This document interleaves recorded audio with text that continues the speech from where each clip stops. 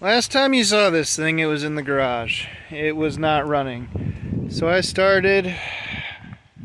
Yes, the bumper's coming off. I started working on the fuel problems. So this video and at least the next video will be the breakdown of working out the fuel problems. So I invite you guys to come along. The next video will be more of a detailed video, more of a technical video. This video is more just talking, kind of diagnosing, and some minor things that did not turn out to be the major problem. So come along with me as we go for a bit of a journey through the fuel system. Okay, trying to figure out. Let's start off with this is the accidental CJ. But trying to figure out a fuel issue, I can get the thing to turn over with starter fluid, which I hate to use, but if necessary. But then it's acting like it's not getting fuel. So my first step, I'm not going to spend too much time diagnosing because the fuel pump was like 20 bucks. So I've got a new fuel pump. I'm going to try installing this. This is my first time doing it. Now, this is not the push rod style. This is straight off the cam. So I've already got the old pump off. As you can see, it was two 13 millimeter half inch. Probably at this age, it was still AMC, so it would have been a half inch, most likely. Half inch bolts. And on mine, I had just a flathead screwdriver on a hose clamp, and this was also half inch on the flared nut. So basically a screwdriver and one wrench did it. Now I'm not sure of the position of the cam right now, so I may have to throw it in neutral and try and spin the engine over a little bit to get this in, because I want to make sure that it's not going to damage the new pump. I did scrape off the old gasket. So that's all cleaned up. Got a new gasket with the pump. Gotta throw this on there. See what happens. Hopefully this fixes the problem. She was turning over fine yesterday, but there is something going on. I turned the key right now and I'm not getting lights or anything. So I don't know if my ignition's bad or if I had a ground go bad overnight. I don't know. I've got to figure that out next. First things first. I know I wasn't getting fuel yesterday, so let's do this. And there she's in. Okay, so I'm not going to do a full install video because it's fairly easy install, but there are plenty of videos out there, I'm sure, if you wanted help on this. Basically, what you see here is there's one half inch bolt here. There's one also on the other side.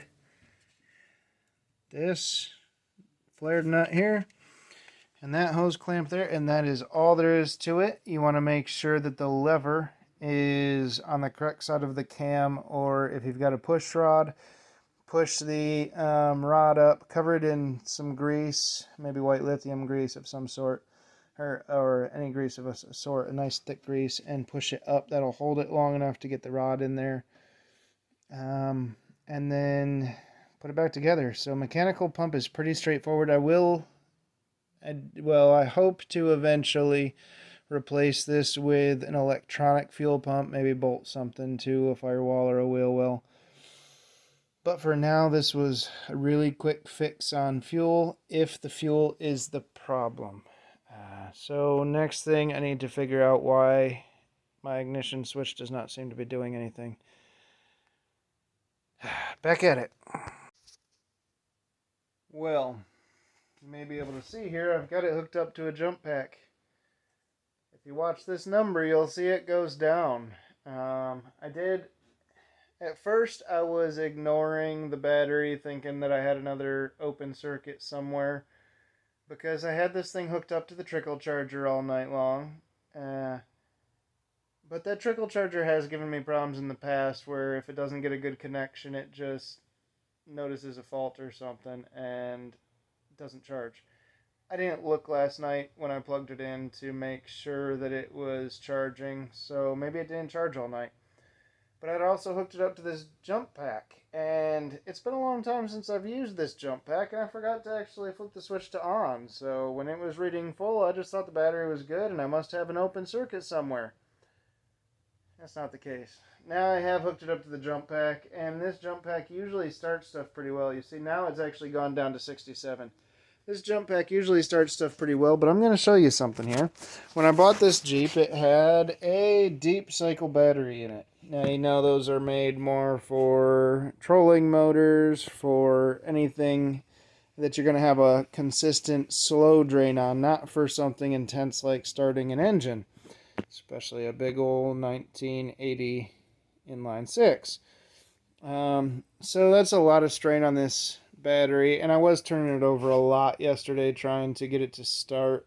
So when I got to the battery just now with my voltmeter, it was showing like 3 volts. That's a pretty bad sign.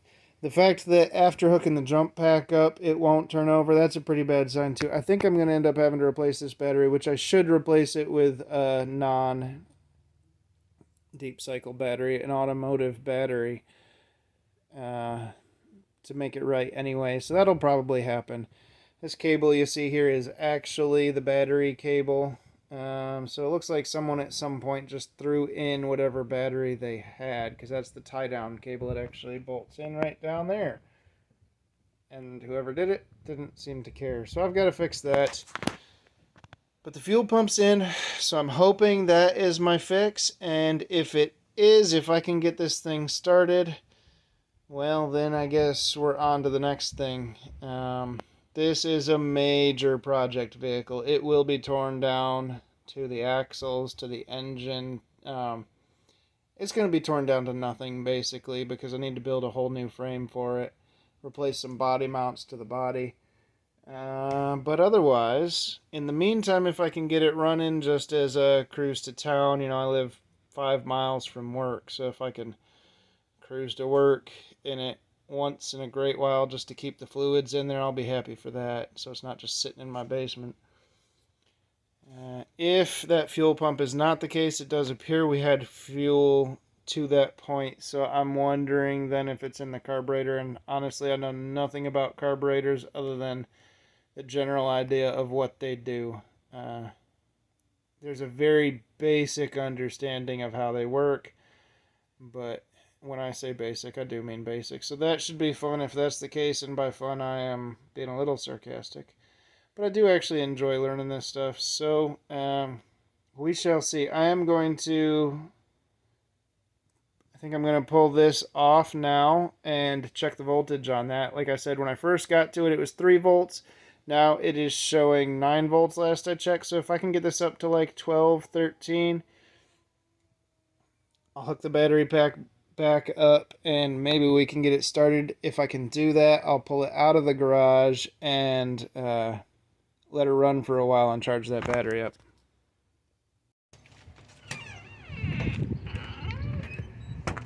Okay, so let me remember where I'm at. I've been working on this kind of on and off for about a week now. Replaced the fuel pump, got it running super rough. Started it in the basement. The thing was choking out real bad.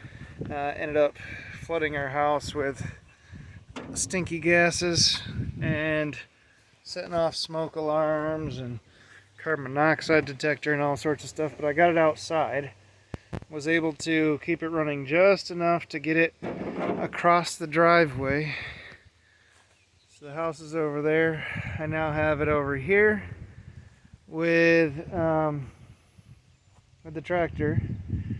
I then was able to get it to start up and fire at one point, and it ran smooth for about 5 seconds.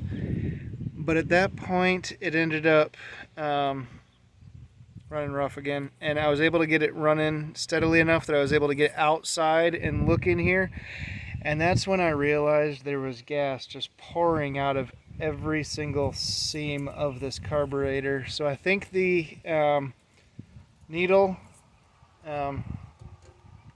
valve, the float valve is stuck, and it's just pouring gas in as fast as the fuel pump can pump it. And then all the gaskets on this carb that sat in a garage for, sounds like close to a decade, have all dried up. You know, the ethanol in gasoline nowadays is pretty bad on this stuff. It eats those gaskets. So I've ordered a new carb kit from Mike's Carburetor Parts. Came with a digital copy of the original service manual for this carburetor. Now this carburetor was a rebuilt carb, but after today it's going to be a home rebuilt carb because I'm going to do it. Now I know nothing about carbs other than what they do. I've done a little bit of looking into that PDF to see kind of what the different parts do and whatnot. So I'm going to be kind of looking this up as I go. You'll see a bunch of little clips, but that's not going to be this video. This today is going to be the end of this video. I've got it down to new battery, new fuel pump, and I've got it pumping oil. You know, I've got new spark plugs in. I don't know if you were here for that. The spark plugs, I went to clean them to see if maybe they were just gummed up, if they were burnt, and they were, but 2 of the 6 as I was pulling them broke right off. They were so old and they were cranked in super hard. So I got new Autolite Platinum AP 985s and got them in there, and that was when it started to run real smooth for a little bit, but then it flooded out again. And so now I'm to the point, I'm going to end this video. I'm going to tear this carburetor off, take it inside, and start tearing it apart, and that'll be the next video you see if things go well. Wish me luck, pray for me. Doesn't run now, so can't be much worse, right? Other than I really do not want to spend several $100s on a new carburetor. Not yet. I'd like to upgrade eventually, but right now I just want to get this thing running. The whole thing needs to be torn down to the frame and new frame built for it, as I've said in previous videos, and I think earlier in this video. So I don't want to do too much to it right now. Wish me luck. At this point, I've got money in a battery, which was going to happen either way. I've got 20 bucks in the fuel pump. I've got 25 bucks in the plugs, and about $20 to $30, I don't remember specifics, on the rebuild kit for this carb. So if this does it and it gets me running, I'm under 100 bucks plus the battery. I'm pretty happy with that. Thanks for watching, y'all. The Lord bless you and keep you.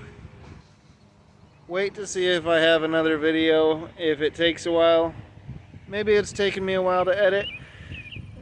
Maybe it takes me a while to get this thing figured out. See you guys.